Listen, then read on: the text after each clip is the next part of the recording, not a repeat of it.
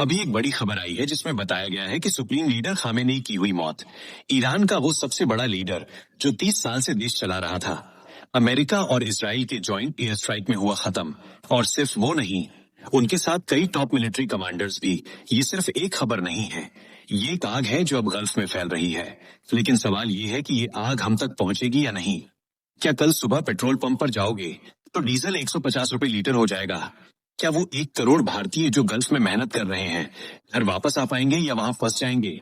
और सबसे बड़ा सवाल, क्या ये वॉर सिर्फ ईरान तक रहेगा या ये हमारी इकोनॉमी, हमारे घर, हमारे फ्यूचर को जला देगा? आज मैं आपको बताऊंगा पूरी सच्चाई, स्टेप बाय स्टेप, बिल्कुल सच, बिल्कुल लेटेस्ट। क्योंकि ये सिर्फ न्यूज नहीं, ये हम सबकी जिंदगी का मामला है।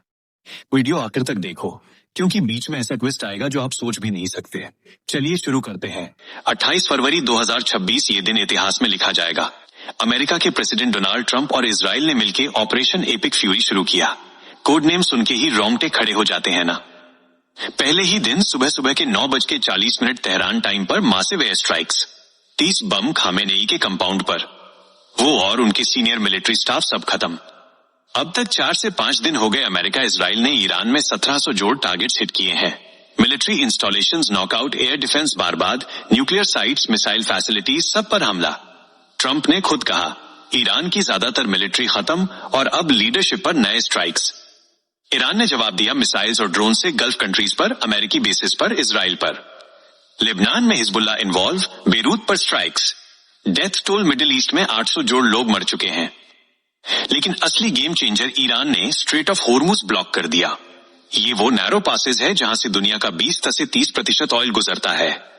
टैंकरों पर fire, 5 tanker damage, 2 crew dead, 150 ships फंसे हुए। ऑयल प्राइसेस फ्राइडे को $73 थे, अब $79 से 80 जोड़ क्रॉस कर गए। एक्सपर्ट्स बोल रहे अगर ये कंटिन्यू हुआ तो $100 बैरल तक पहुंच सकता है। सोचो जरा, भारत 85% क्रूड ऑयल इंपोर्ट करता है और इसमें से आधा जोड़ मिडिल ईस्ट से आता है, स्ट्रेट ऑफ हॉर्मुज से ही। अगर ये ब्लॉक रहा तो क्या होगा? फ्यूल प्राइसेस ऊपर, इन्फ्लेशन ऊपर, एलपीजी सिलेंडर महंगा, ट्रांसपोर्ट कॉस्टली, सब कुछ। क्या आप तैयार हो इसके लिए? अब बात करते हैं हम इंडियंस की। गल्फ में लगभग 1 करोड़, 10 मिलियन इंडियंस रहते हैं। Workers, nurses, engineers, students. UAE, Saudi, Qatar, Oman, सब जगह फ्लाइट कैओस, एयर स्पेस बंद, 300 से 400 flights cancel. Air India, Indigo सब अफेक्टेड। लोग दुबई, अबू धाबी में फंसे हुए डर में, ड्रोन अटैक्स के खौफ से। लेकिन ईरान में 9000 इंडियंस अभी भी फंस सकते हैं।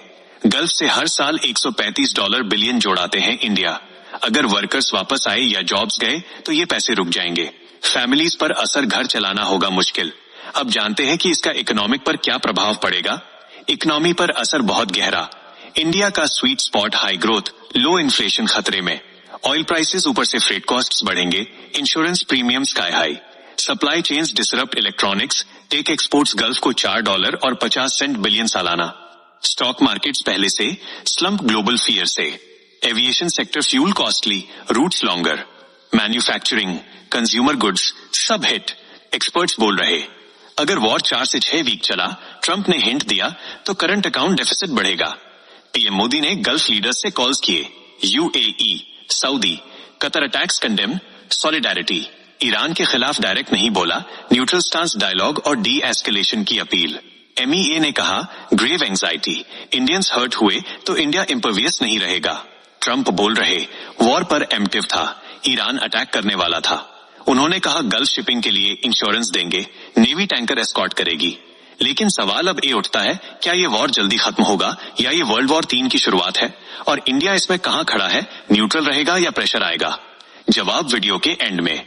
दोस्तों, ये सिर्फ एक इंटरनेशनल न्यूज नहीं, ये हमारे पेट्रोल, हमारी सैलरी, हमारे परिवार का सवाल है। आप क्या सोचते हो?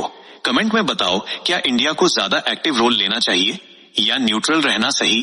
अपनी राय कमेंट में जरूर दें। अगर आपको ये वीडियो हेल्पफुल लगा तो वीडियो को लाइक और चैनल को सब्सक्राइब करें। मिलते हैं नेक्स्ट अपडेट में। तब तक के लिए जुड़े रहिए हमारे चैनल टॉप धाकड़ न्यूज के साथ। जय हिंद।